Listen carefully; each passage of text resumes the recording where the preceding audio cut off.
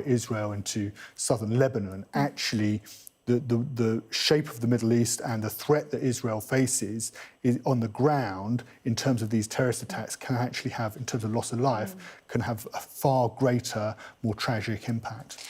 Thea, Christine, I'm just going to take a pause here because I want to bring you a statement from the Ministry of Defence. Now, Sir Keir Starmer, the Prime Minister, made a speech earlier on tonight and he was asked by our correspondent Liz Bates if the UK military capabilities had helped Israel in their defence tonight. He wouldn't give us a direct answer. He said a relevant update would come in due course. And we've just had this from the MOD that has confirmed that British forces played a part in the action this evening to defend Israel. The Defence Secretary, John Healey, thanking British personnel involved in the operation. So that is confirmation that British forces played their part, to quote the Ministry of Defence, in Israel's defence against those Iranian attacks this evening. Christina, the US, when the White House gave a briefing earlier, said, yes, we did play a part. The UK government sort of a bit slower. New Prime Minister under extreme pressure here. Like, you know, there's no honeymoon period for him for so many reasons, and a war in the Middle East is a very difficult one to tackle in your first few weeks and months. Yeah. Yeah, it certainly makes a change from suits and glasses, doesn't it? Yes, I mean, the thing is, Keir Starmer can't say anything other than what he said, really, and we will always be the junior partner to the US in these matters. And, of course, the key thing will be what happens after the American elections, because if Trump is elected, and I have to hope he isn't, then Netanyahu will feel free to do whatever he wants. But actually, he's felt free to do whatever he's wanted since the 7th of October last year. And I do think that it's not exactly clear why Biden has been so ineffectual. It's not clear whether it's age or whether it's caution before the elections. But the only country in the world that has any power over Netanyahu is the US. And for whatever reasons, it's not exerting that power. So people can yell for de-escalation as much as they like, but that's clearly not what Netanyahu wants. And generally speaking, Netanyahu gets what he wants. OK, Christina, Theo, thank you. I think we are going to take a quick break now. Coming up, we're going to hear the response from Israel's Prime Minister, Benjamin Netanyahu, to that attack from Iran. I want to hear the thoughts about International Affairs editor Dominic Waghorn. That's on the way. Stay with us.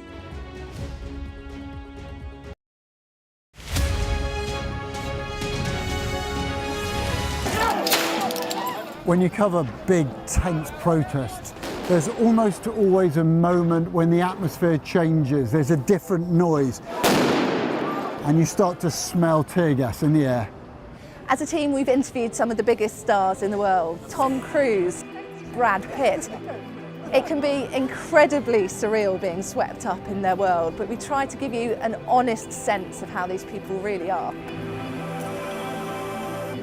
When we spoke to the fishermen down in Cornwall, all the politics from Westminster was a million miles away. This was about their jobs, their livelihoods.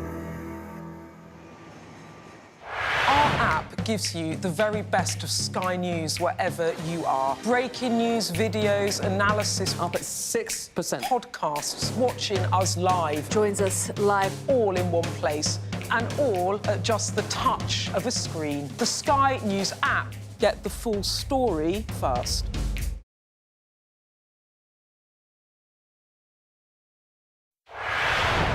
It's a clash between barbarism and civilization. The failures of October the 7th are the failures of Benjamin Netanyahu. He was in complete shock. Everything he believed about Hamas turned out to be wrong. They are bent on Israel's destruction. I think he's the greatest statesman we've had. He's not a diplomat. He's a populist politician.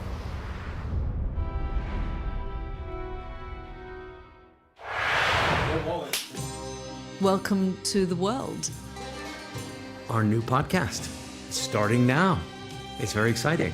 Every week, we'll be reporting from the world's trouble spots. We get to hold those in positions of power accountable, and we get to ask the questions that the audience, the listeners, want to know about. And that's why it is so important that people tune in, come along for the road, come along for the journey. It'll be fun. I'm Greg Milam, and I'm Sky's chief North of England correspondent.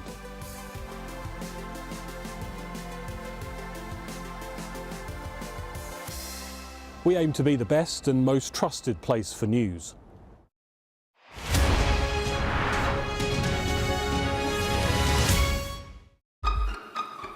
We've got your Sunday mornings covered.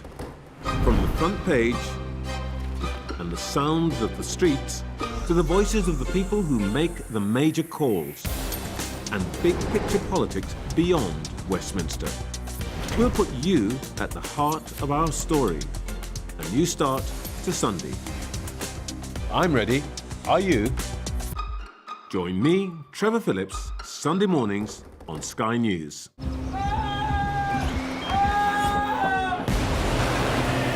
most significant day of this conflict. They keep telling us that they want aid. And this is what's left of it.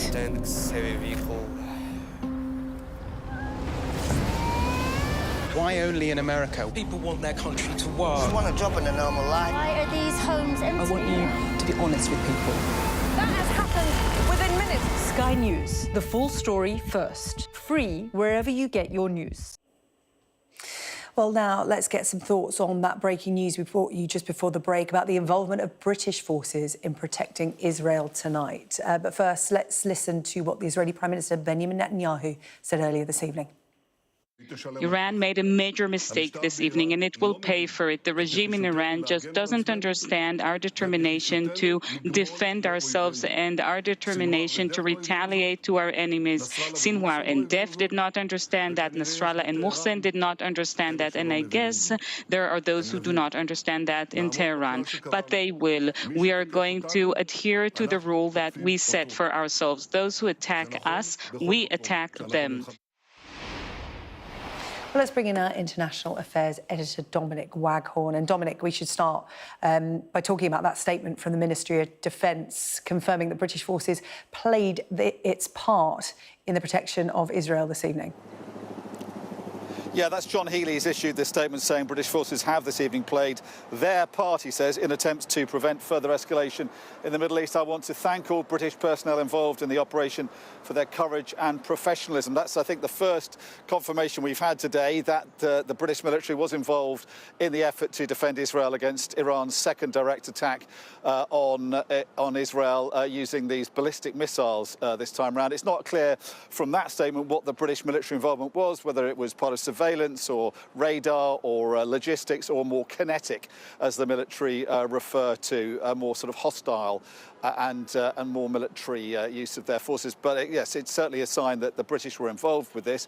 And that raises the question, of course, is Britain going to be also involved when Israel retaliates? And we're getting pretty clear indications from the Israelis, from the Prime Minister and also their chief diplomat here at the United Nations today, saying to Sky News that Israel can't tolerate these attacks by ballistic missiles from Iran and will have to respond. And the impression we get is we'll do so pretty forcefully.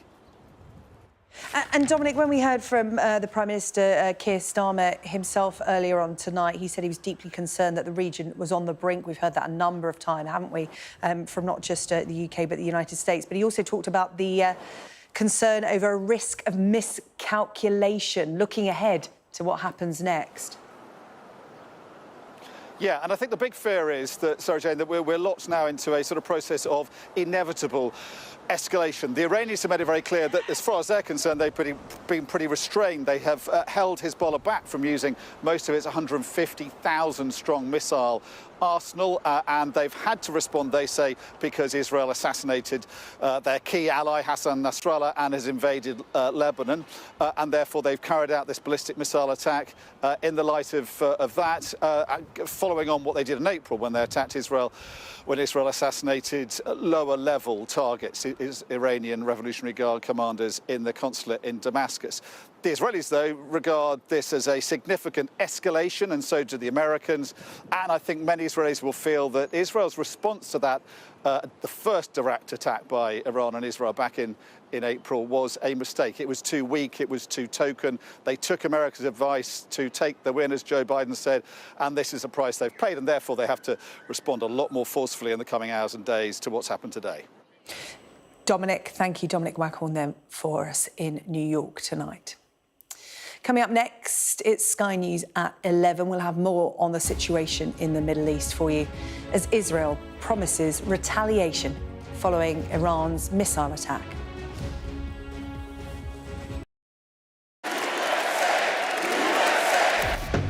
I say, bring it on. With America divided and tensions running high, get ready for an election like no other.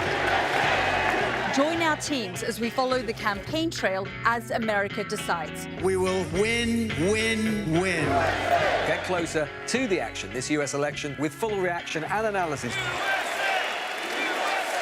Sky News, the full story first.